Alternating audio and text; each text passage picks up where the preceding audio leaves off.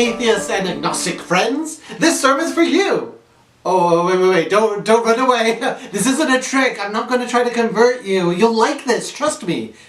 Well, except trust is the issue here, isn't it?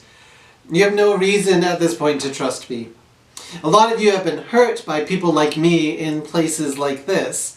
We say that we're going to be preaching about love, but we've often just been assholes. That's the truth. Here, let's change the location. Oh, and I can get rid of this. Yeah. I'm just talking to you now as a normal person, not as a clergy member. And if you haven't turned this off already, thank you. I'll try to be quick.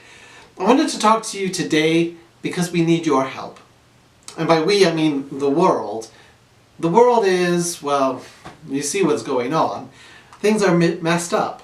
Part of the problem is our fault as Christians, but the issues that we face are bigger than any one religion. And if we're going to make the planet a better place, it's going to take all of us. I believe we are facing a major step in our evolutionary development. And a lot of the tensions we see around us are the growing pains of that. We are a social species. We, like any social species, need each other to survive. We lose our minds when we're placed in solitary confinement because we are dependent on each other and our social interactions. This pandemic is reminding us of that need. And our societies are like ant or bee colonies, each of us playing a role in this organic machinery we call civilization. Some of us are warrior ants, some of us scouts, some of us gatherers, some of us queens.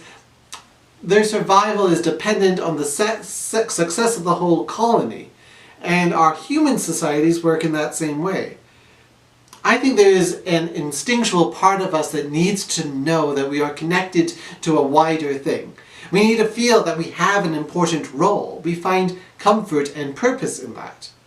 For most, it starts with the connection we have to our family unit, then to friends or gangs or tribes, whatever it is, and hopefully those circles grow wider and wider.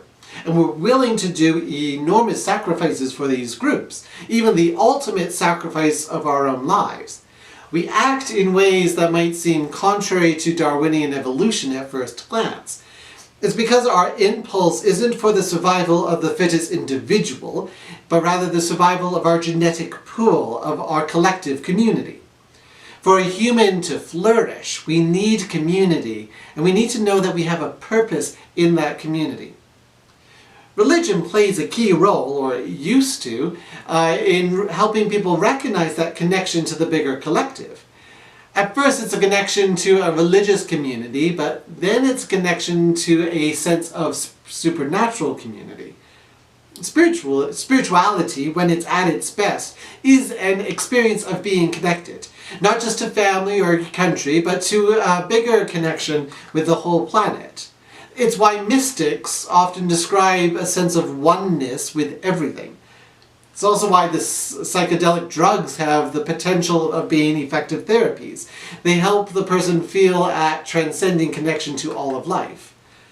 In a secular society, however, it's harder to find your place and to feel connected to something bigger than yourself. We don't have a unifying narrative that directs our vision heavenward. We don't have those shared worldviews. And our North American capitalistic culture is so highly individualistic that we often get trapped in our own heads. If my only purpose is to make money for myself, well, that's a recipe for despair. And I've seen the pain that it causes for others. I see the existential crisis that's causing for a lot of people now. They saw their purpose as one to make money and spend money, and then we shut down the economies and people didn't know who they were anymore. And this is a problem for both religious people and non-religious people. Whether you believe in God or not, we all long for something transcending. We need that sense of purpose, and our planet needs it. We can only tackle issues of pandemics and climate change and poverty if we think beyond ourselves, beyond our own families, our own countries, and our own political biases. We need to get transcendent. So this is me saying, we need your help. With the advent of the internet, we are moving towards a global collective consciousness. We're slowly realizing that we are many parts of one bigger body.